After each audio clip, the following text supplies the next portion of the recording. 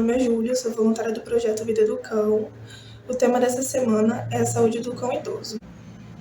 A entrevistada convidada dessa semana é a professora Tatiana Champion, que atualmente é professora da Universidade Federal da Fronteira Sul, Campus Realeza. Tem experiência em medicina veterinária, com ênfase em clínica de pequenos animais e cardiologia veterinária.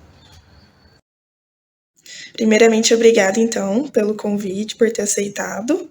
E qual é o termo mais adequado que a gente pode estar utilizando para se referir a esses animais? Bem, então, obrigada, Júlia, pelo convite, pela sua orientadora, pelo projeto de extensão. Então, assim, animais idosos são diferentes de animais sênior, que são animais, assim, maduros.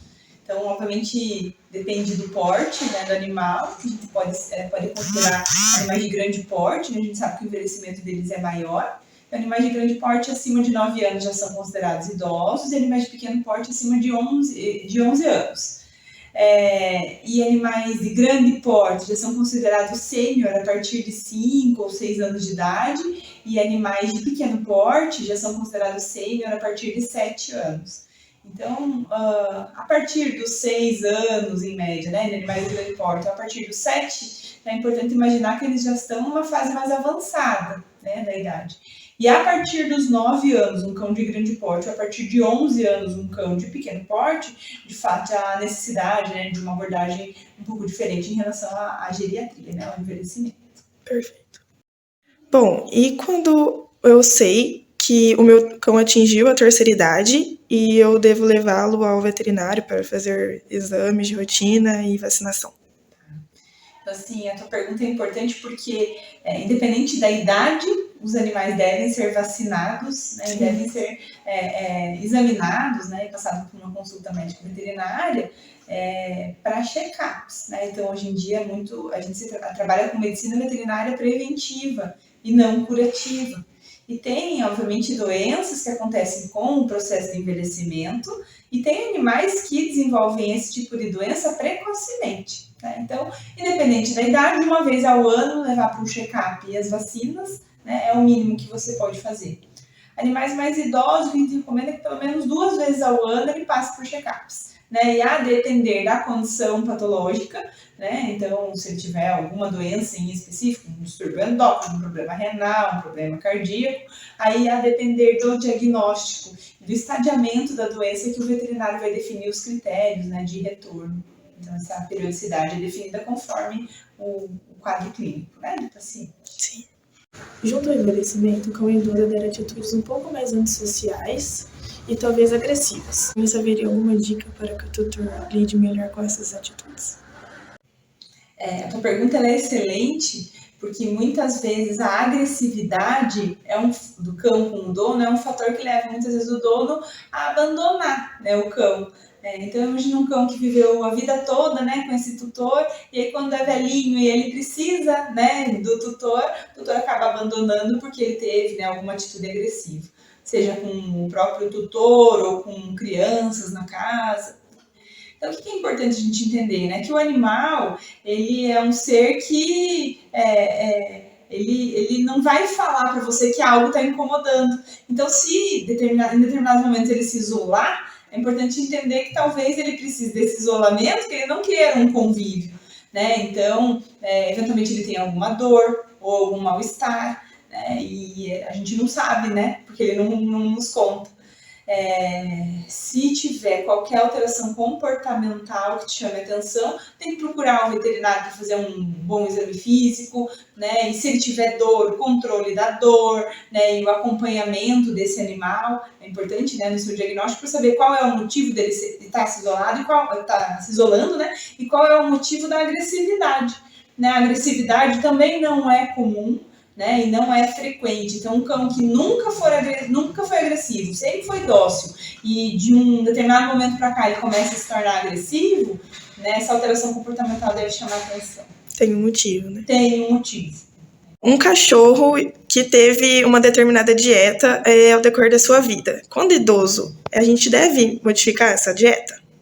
Então, assim, é importante primeiro a gente saber dos alimentos não permitidos para cão. Então, um cão que de maneira, em hipótese alguma, ele pode comer temperos fortes, alho, cebola, né, e outros produtos assim que, independente da idade, né, ele já não poderia comer.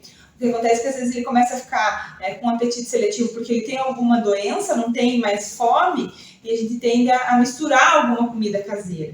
Lembrar que a comida caseira, ela se deteriora com o tempo, né? Então, assim como para nós, seres humanos, né, um alimento caseiro, ele estraga, né, se ficar fora da geladeira. E assim, a gente tem que entender, quando colocar a comida no potinho, que essa comida vai ficar o dia inteiro e pode estragar, né? Então, o ideal é que, se esse animal sempre comeu ração, há rações terapêuticas, há rações específicas para determinadas idades, né? O veterinário pode auxiliar nesse sentido para direcionar qual seria a melhor dieta, né, a melhor ração. E se esse animal sempre comeu comida caseira, né, também tentar adequar ao médico veterinário, né, uma dieta que seja mais balanceada e considerar todas as comorbidades que um idoso pode ter. Então, eventualmente, ele é hipertenso, ou ele é cardiopata, ou ele tem um problema renal, ou ele tem um distúrbio hepático, ou pancreático. Então, qual é a situação para que essa dieta seja ajustada conforme a necessidade do cão?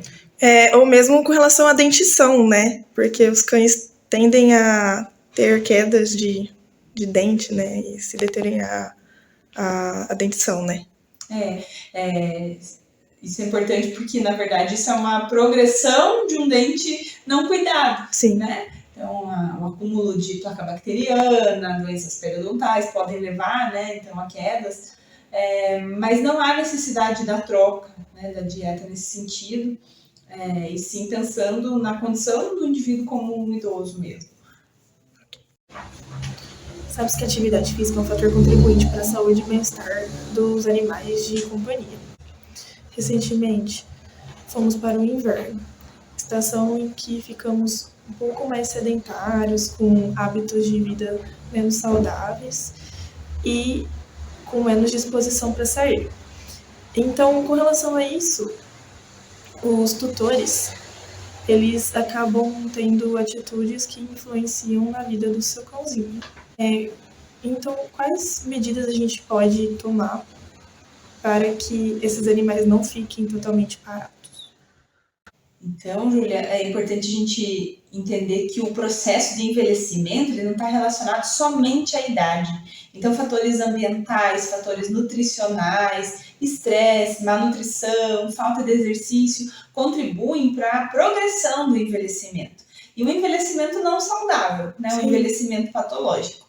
E, nesse sentido, o exercício é recomendado justamente para evitar a obesidade, todos os fatores que estão relacionados à obesidade, né, do cão. E também para prevenir, né, situações relacionadas à depressão, né, ou outras alterações comportamentais que os idosos também podem desenvolver.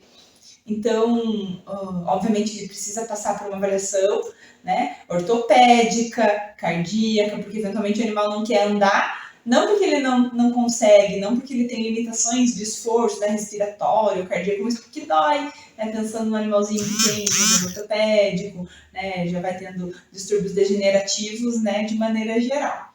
E aí, se tiver tudo bem com ele, né, o que se recomenda são exercícios e numa temperatura, né, muito extrema, obviamente o animal agasalhado, né, então para que ele não passe frio.